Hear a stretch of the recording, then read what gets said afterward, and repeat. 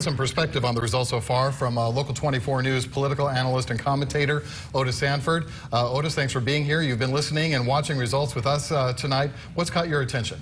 Well, what caught my attention early on was the fact that Tate Reeves was doing quite well, as everybody expected him to. He had a lot of money. He spent a lot of money. Television ads were all over the place in the waning days of the campaign. He kept talking about his close association with President Trump.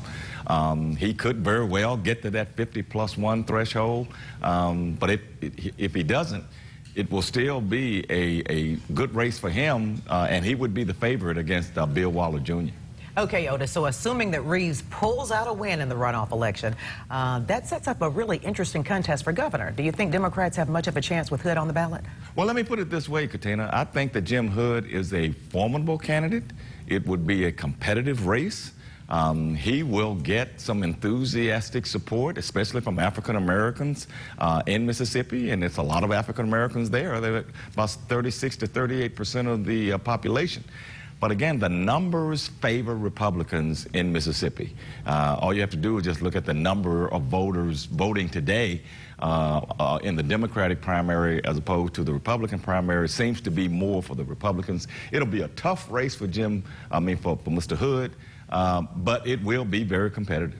Well, you mentioned the numbers, and I want to bring this up because a pollster saying that nearly all of DeSoto County, which, as everyone knows, most people consider it the GOP suburbs of Memphis, is in. Back in 2015, there were 24,000 votes that were cast in the primary. 23,000 of those were Republican, 1,000 Democrats. And it looks like tonight's turnout, from the early information that's coming in, is that it's going to be 22,000 with 20,000 for Republicans and only 2,000 for Democrats. Does that surprise you given the current political climate nationally? It really doesn't, just because DeSoto County is such a Republican stronghold. A lot of people move there to get away from Memphis, to get away from Memphis politics. And that is a very conservative area there in DeSoto County. If you all the way from Olive Branch all the way down to Walls, it is very conservative, it is very Republican, and it'll be the county that Tate Reeves, assuming he wins, if there's a runoff and assuming he wins the runoff, he will be counting on DeSoto County to help him to victory over Jim Hood. All right, very good. Thank you, Otis. DeSoto County, a deeper red than my tie, is what you're saying. All right. No question. Well, now let's move on.